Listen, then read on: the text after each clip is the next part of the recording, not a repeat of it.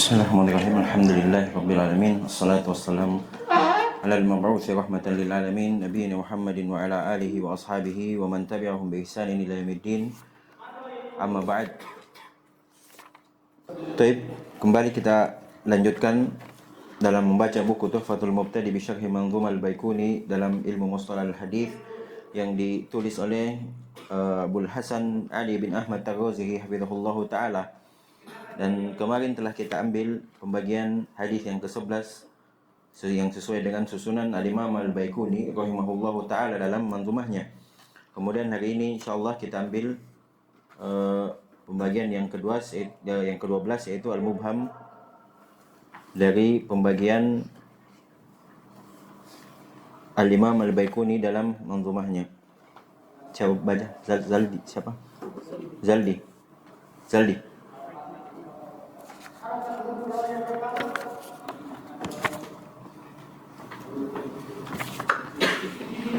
Bismillahirrahmanirrahim. Alhamdulillahirabbil alamin. Wassalatu wassalamu ala asyrafil anbiya'i wal mursalin wa ala alihi wa ashabihi ajma'in. Qala Syekh Abul Hasan Ali bin Ahmad Ar-Razi hafizahullahu ta'ala. الثاني عشر المبهم بعد أن ذكر النازم المعنعن انتقل إلى مبهم وهو القسم الثاني عشر فقال ومبهم ما فيه راو لم يسم. Baik. Berkata Syekh hafizahullahu taala yang ke-12 adalah al-mubham. Ada istilah di kalangan ahlul hadis, di kalangan ulama yaitu al-mubham. Apa itu?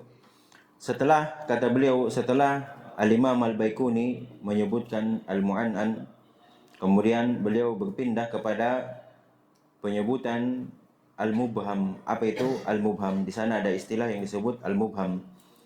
Dan dia adalah jenis yang ke-12. Kemudian berkata Al-Imam Al-Baikuni rahimahullah wa mubhamun ma fihi rawin lam yusam. Dan mubham itu adalah apa yang fihi pada sanad atau matan pada suatu riwayat ada rawi yang tidak disebutkan namanya. Contoh misalkan dalam sebuah riwayat disebutkan haddatsana fulan an fulan, nama dari perawi tersebut tidak disebutkan. Lanjut. Qala Syekh al-waw عاطفة والمراد والنوع الثاني عشر هو الحديث الذي وقع فيه مبهم وهو في اللغة اسم مفعول من الإبهام ضد الإضاء فالأمر الذي لم يبين يقال فيه مبهم. Tayyib, berkata Syekh Abul Hasan Ali bin Ahmad Ar-Razi hafizahullah taala dalam menjelaskan bait syair di atas, kata beliau al-waw atifah, waw ataf seperti biasa yang telah berlalu bersama kita, dan maknanya kata beliau yang diinginkan adalah dan wan nau'u tsani asyar, dan ini adalah jenis yang ke-12 yaitu hadis yang waqa'a fihi mubham, yang terdapat padanya atau terjadi padanya mubham, ada sesuatu yang tidak disebutkan, tidak diketahui. Wa huwa fil lughah, mubham secara bahasa adalah isim maf'ul dari kata al-ibham, diddul idah, lawan kata dari al-idah yang jelas. Berarti ibham adalah yang tidak jelas, yang tidak jelas atau ada kesamaran padanya. Fal amrul ladzi lam yubayyin yuqal fihi mubham, maka sesuatu yang tidak dijelaskan atau tidak jelas akan hal tersebut, maka ia disebut sebagai mubham. Lanjut. Qala Syekh wa huwa ma waqa'a fihi ay fi sanadihi aw matnihi aw kilayhima rawin lam yusam ay lam yusarri bismihi wa inna ma qila fihi rajulun aw shaykhun aw fulanun aw ibnu fulani. Tayyib, berkata beliau hafizahullah wa huwa, dan mubham itu adalah ma artinya adalah waqa'a, yang terjadi, fihi padanya, pada apa, ai fi sanadihi au matnihi au kilaihima, yaitu terjadi pada sanad dari sebuah riwayat atau matannya atau keduanya. Dalam sebuah riwayat terjadi mubham pada sanad dan riwayatnya sekaligus, ataukah pada sanadnya saja atau pada matannya saja. Maka di sini seakan-akan kalau kita perhatikan lebih jelas lagi dalam bait Al-Imam Al-Baikuni di atas, beliau hanya menyebutkan seakan-akan itu mubham hanya terjadi pada sanad saja, karena yang beliau sebutkan adalah wa mubhamun ma fihi rawin lam yusam, ada perawi yang tidak disebutkan namanya, jadi seakan-akan ini terjadi hanya pada matan saja. Namun inilah butuhnya kita membaca sebuah syarah atau buku tulisan dari penjelasan ulama dalam sebuah matan, agar kita tidak salah atau tidak keliru dalam memahami.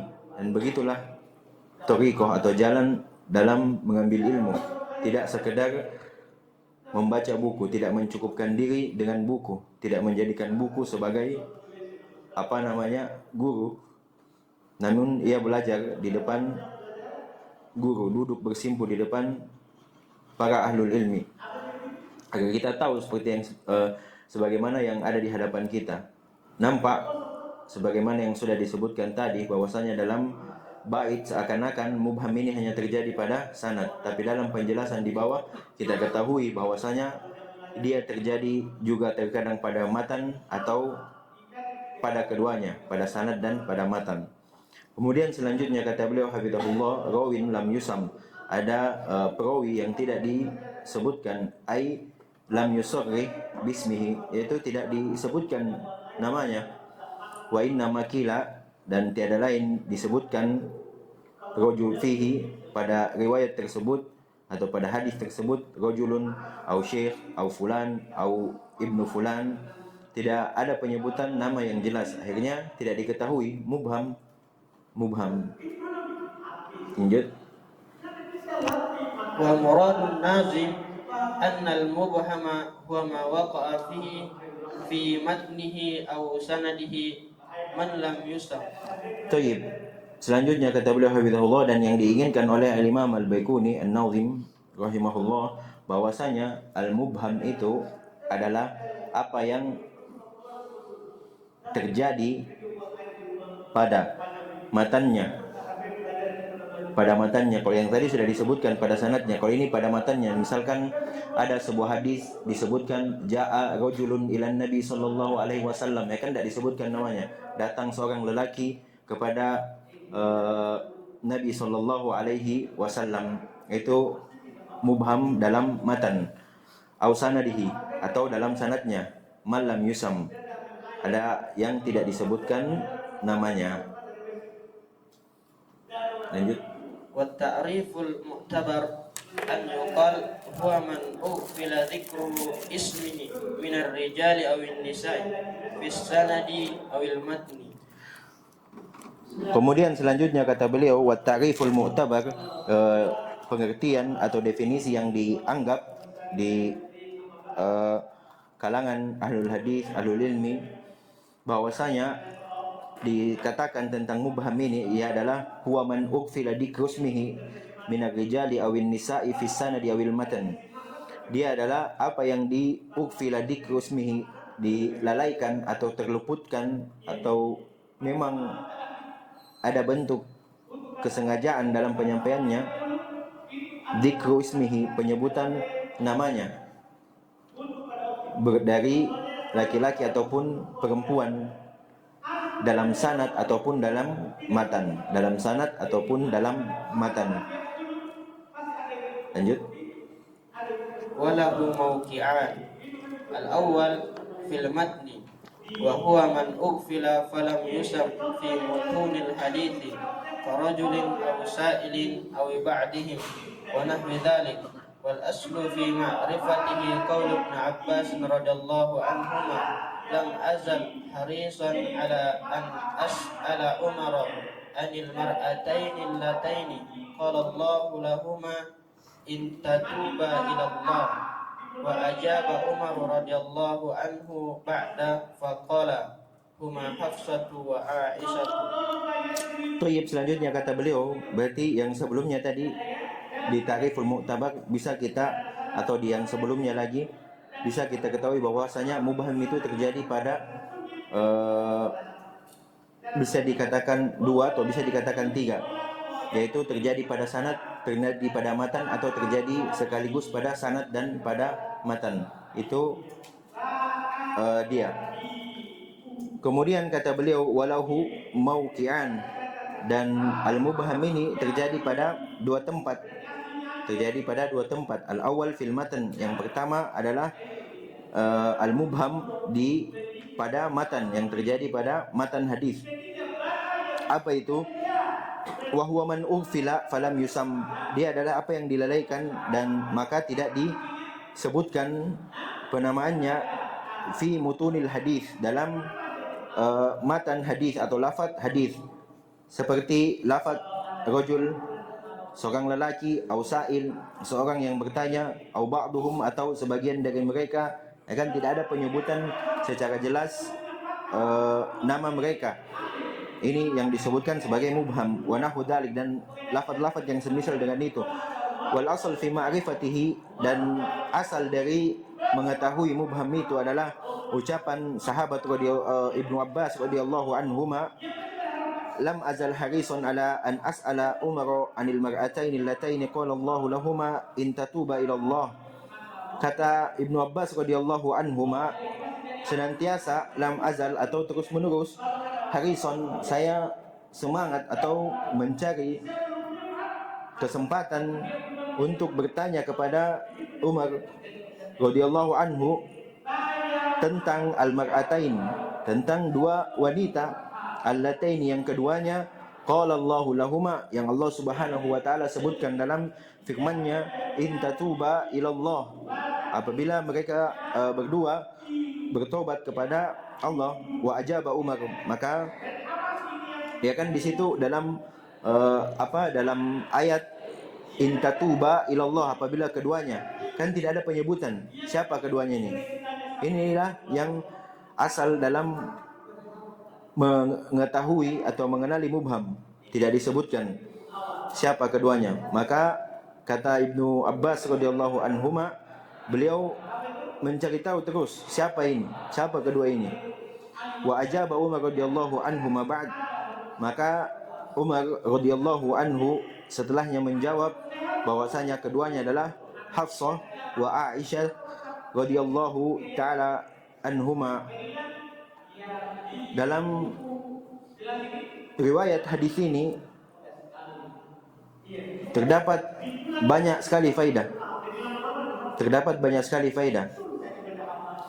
Yang pertama adalah semangat dari sahabat dalam mencari tahu, dalam belajar, semangat mereka bahkan ketika membaca riwayat hadis ini dalam Sahih Bukhari di nomor 4915, kami dapati bahwasanya makanya disebutkan di situ lam azal harison, saya selalu semangat terus, karena disebutkan bahwa Ibnu Abbas ini mencari waktu yang tepat untuk bertanya kepada Umar radhiyallahu anhu, sampai beliau tidak beliau mencari waktu yang tepat untuk bertanya kepada Umar, sampai disebutkan di situ berlalu selama setahun ia mencari waktu yang tepat untuk mempertanyakan satu masalah ini saja. Lihat bagaimana semangat mereka. Hingga di suatu kesempatan setelah berlalu beberapa waktu, maka Ibnu Abbas melaksanakan haji bersama Umar, dan pada waktu itu beliau mendapati atau pada saat itu Umar meminta diambilkan atau didatangkan air untuk berwudu, maka datanglah Ibnu Abbas menuangkan air, menyiapkan untuk itu, dan beliau melihat disitulah tempat yang tepat untuk bertanya. Maka ditanyakanlah tentang ini, ditanyakanlah tentang dua wanita yang Allah sebutkan dalam ayat ini. Itu hanya sekedar faidah yang Masya Allah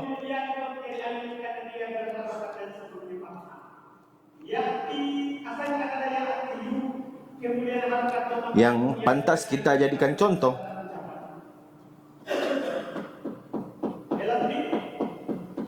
Namun itu dia tadi syahidnya adalah yang disebutkan dalam matan bahwa intatuba tidak disebutkan di situ secara jelas siapa keduanya.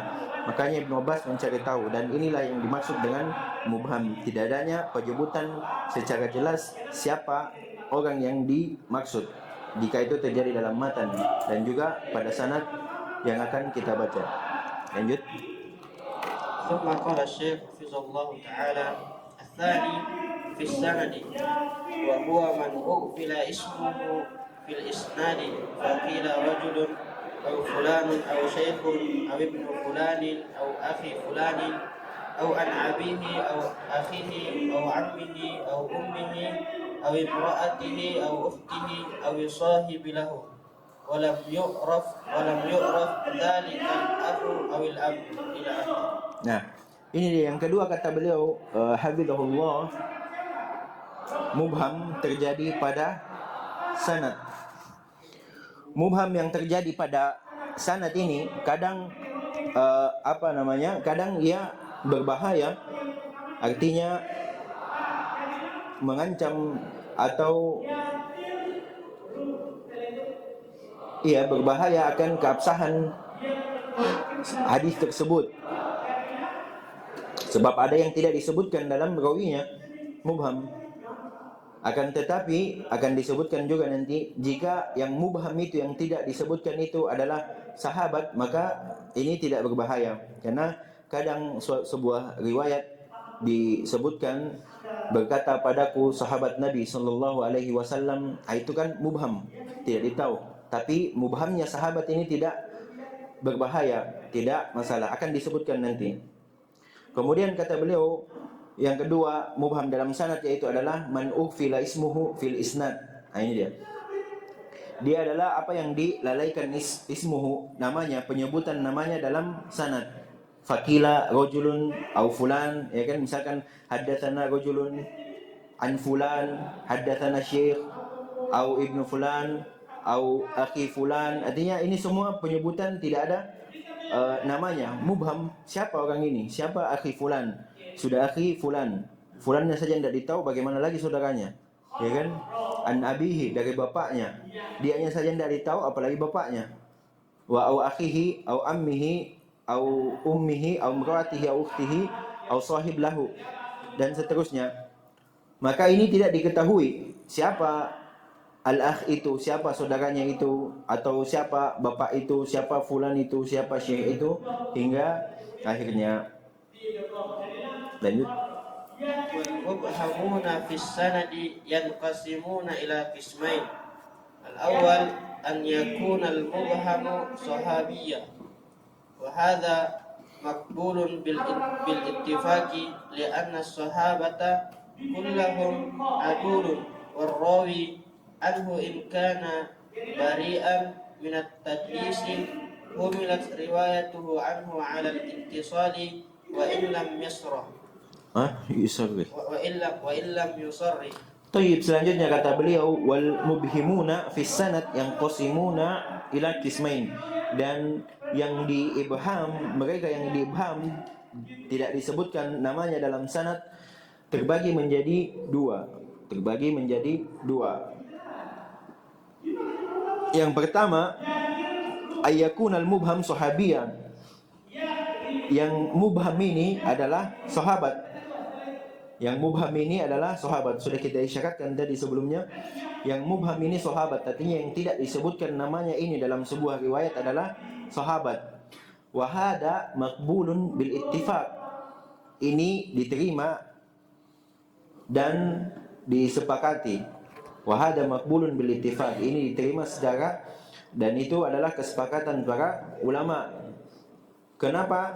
Li'anna sahabata kullahum udul, karena sahabat adalah semuanya adil, semuanya adil. Makanya ia tidak berbahaya dalam sebuah periwayatan, diterima secara ittifaq, disepakati bahwasanya ketika yang mubham itu adalah sahabat maka diterima. Wa rawi anhu, dan yang meriwayatkan darinya, dari sahabat tersebut, in kana bari'an minat tadlis, apabila ia bebas atau terlepas dari at-tadlis, penyamaran hadis, humilat riwayatuhu anhu ala ittisal, maka riwayat darinya itu dibawa kepada atau dihukumi ittisal, dihukumi bersambung. Wa illam yusarrih, walaupun dia tidak menyampaikan secara jelas, jadi tetap diterima yang meriwayatkan darinya apabila yang meriwayatkan dari sahabat yang tidak disebutkan tersebut adalah bukan rawi, yang bukan mudallis ceritanya. In kana bari'an minat tadlis, apabila ia bebas atau terlepas dari penyamaran hadis, maka riwayatnya dihukumi bersambung. الثاني أن يكون من عدا الصحابة ومثاله أن يكون الراوي عن رجل أو شيخ ونحو ذلك. Yang kedua kata beliau yaitu al-mubham ayyakuna ma'ada as-sahabah, mubham selain dari sahabat, mubham selain dari sahabat, yaitu mulai dari tabi'in hingga ke bawahnya. Contohnya adalah seorang rawi berkata an rajulin, dari seorang lelaki, atau an syaikhin, dari seorang syekh, dan semisal dari itu. Jadi al-mubham, al-mubhimuna fi sanad terbagi menjadi dua, al-mubhamnya sahabat dan mubhamnya selain dari sahabat. Apa hukumnya? Kita baca. الحكم على مبهم الإسناد المبهم في السند بأي نوع وقع لا يخلو في نهاية أمره من حالتين. الحال الأول أن يبين باسمه في طريق آخر أو عند مصنف آخر، وهذا يحكم عليه بحسب ما يستحقه، فقد يعرف بتوثيق أو جرح أو غير ذلك. Taib, selanjutnya kata beliau, dan sebagaimana yang sudah disebutkan sebelum-sebelumnya, bahwasanya poin ini adalah poin pembahasan yang penting dalam setiap istilah yang kita ambil, yaitu berbicara tentang hukum. Al-hukum ala mubhamil isnad, hukum atas mubhamnya sebuah sanad, sebuah rawi dalam sanad, satu rawi dalam sanad. Al-mubham fi sanad bi ayyi naw'in, mubham dalam sanad dari apapun jenisnya yang terjadi, waqa la yakhlu fi nihayati amrihi min halatain, maka ujung-ujungnya itu tidak kosong dari dua hal. Apa itu? Yang pertama, ayyubayyana bismihi fi tariqin akhar, maka dijelaskan keadaan pertama, dijelaskan namanya, nama yang mubham ini dalam jalur yang lain, dalam jalur riwayat yang lain, atau inda musannifin akhar, atau di dalam penulis yang lain. Contohnya ada Sahih Bukhari, ada Sahih Muslim, dan yang lain-lainnya itu penulis yang lain. Wa hadha yuhkamu alaihi bihasabi ma yastahiqu, maka ini dihukumi sesuai dengan apa yang berhak dihukumi dengannya. Faqad yu'rafu bi tawthiqin aw jarhin, maka kadang dari jalur lain ini atau dari penulis yang lain ini diketahui bahwa yang mubham ini bitaufiq, diketahui dengan terpercayanya dia, atau jarhin, atau cacatnya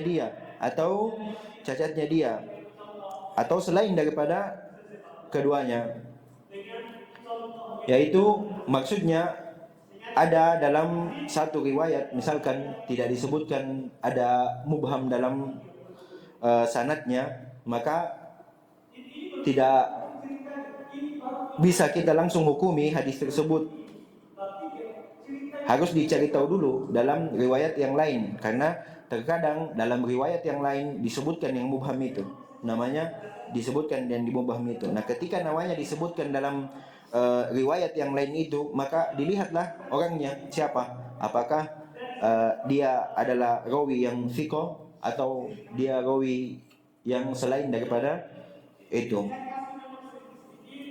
Yang kedua, الحال الثاني أن لا يبين اسمه ولم نقف عليه إلا على وجه الإبهام فهذا يبقى مبهما وهو محط الحكم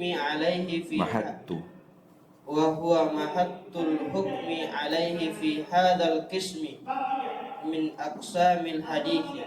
Keadaan yang kedua, jika didapati mubham dalam sanad, kalau yang tadi yang pertama berarti dia dilihat lagi. Apabila setelah kita teliti di jalur-jalur yang lain didapati penyebutan namanya, maka dilihatlah siapa, dilihat apa para ulama menghukumi rawi tersebut. Kemudian yang kedua, alla yubayyin ismuhu, tidak disebutkan namanya, tetap tidak disebutkan. Di jalur yang lain juga tidak disebutkan, pokoknya tetap datang dalam bentuk mubham. Walam nakif alaihi illa ala wajhil ibham, dan tidak didapati satupun kecuali dia pasti datang dalam bentuk ibham, tidak disebutkan, tidak ada penyebutannya walaupun dalam riwayat yang lain. Fahada yabqa mubhaman, maka ini dia dihukumi tetap sebagai mubham. Wa huwa mahattul hukmi alaihi fi hadzal qismi min aqsamil hadis, dan inilah tempat kita menghukumi sebuah riwayat dalam pembagian hadis ini dari jenis-jenis hadis yang ada. Lanjut. Martabatul mubham.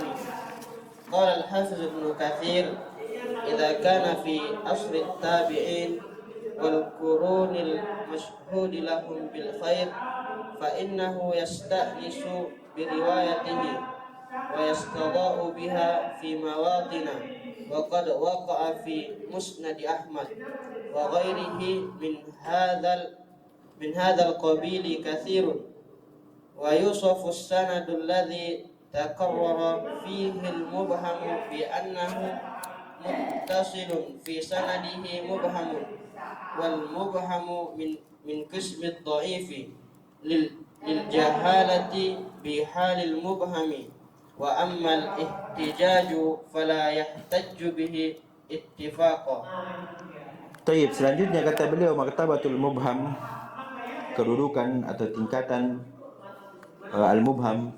Qala al-Hafidz Ibnu Katsir rahimahullah, berkata al-Hafidz Ibnu Katsir, apabila al-mubham ini fi asri tabi'in, berada dalam masa atau pada masa at-tabi'in, wal qurunul mashhud lahum bil khair, dan pada generasi yang persaksikan bagi mereka dengan kebaikan, yaitu 3 generasi, ya kan? Generasinya sahabat, tabi'in, dan atba' at-tabi'in. Fa innahu yusta'nasu bi riwayatihi, maka dia dijadikan pendukung dalam riwayatnya. Jadi bukan sebagai asal, dia hanya sebagai pendukung. Wa yustaba'u biha fi mawatin, dan juga dia dijadikan dia penerang dengannya fi mawatin, pada sebagian tempat-tempat, maksudnya tempat-tempat riwayat. Waqad waqa'a fi musnad. Nah, ini kadangnya terjadi di musnad Imam Ahmad dan selainnya min hadzal qabil, dari sisi ini, katsir, banyak. Jadi kadang didapati Imam Ahmad menyampaikan sebuah hadis dalam musnadnya.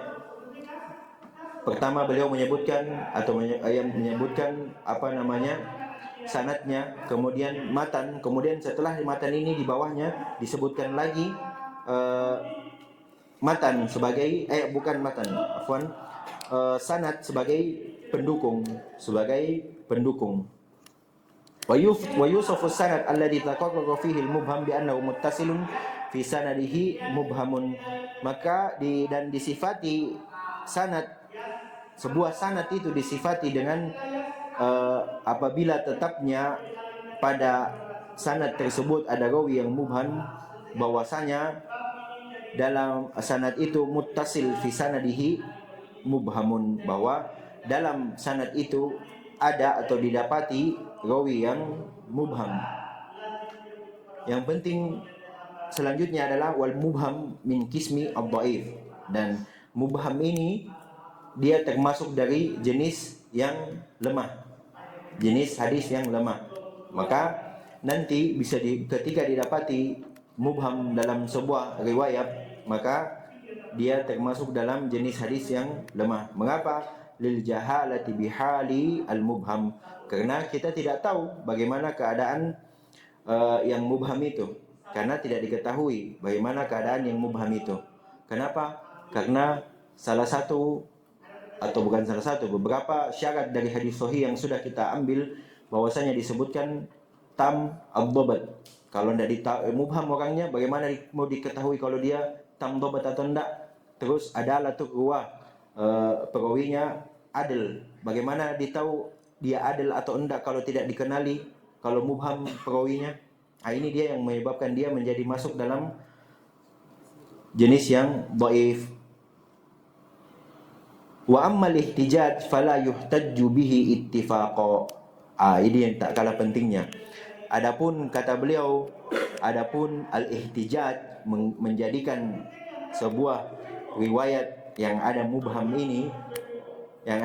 ini sebagai hujjah, fala yuhtajju bihi ittifaqan, maka dia tidak dijadikan hujjah, tidak dijadikan dalil secara ittifaq, dan ini disepakati oleh ahlul ilmi, melainkan ia hanya disebutkan tadi fa innahu yusta'nasu bi riwayatihi, dan dia hanya dijadikan sebagai pendukung dalam riwayatnya. Dan juga jangan lupa apabila ia berada di masa tabi'in atau sahabat atau atba' at-tabi'in, sebagaimana yang disebutkan oleh Al-Hafidz Ibnu Katsir rahimahullahu taala. Lanjut.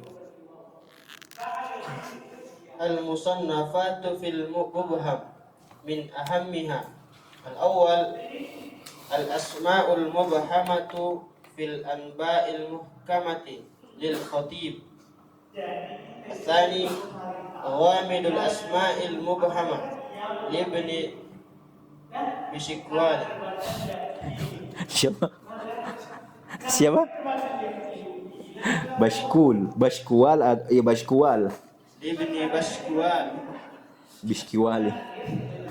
الثالث المستفاد من مبهمات المتن والإسناد لأبي زرعة العراقي. Baik, terakhir kata beliau hafizahullah taala, al-musannafat fil mubham, maka tulisan-tulisan yang terdapat padanya atau yang menyebutkan padanya, yang menjelaskan tentang al-mubham, min ahammiha min at-tab'idiyah, di antara yang paling pentingnya adalah al-asma al-mubhamah fil amba'il muhkamah. Itu judul bukunya yang ditulis oleh Al-Khatib Al-Baghdadi rahimahullah. Yang kedua, Ghawamidul Asma'il Mubhamah libni Bashkuwal. Yang ketiga, Al-Mustafad min Mubhamatil Matni wal Isnad li Abi Zur'ah Al-Iraqi.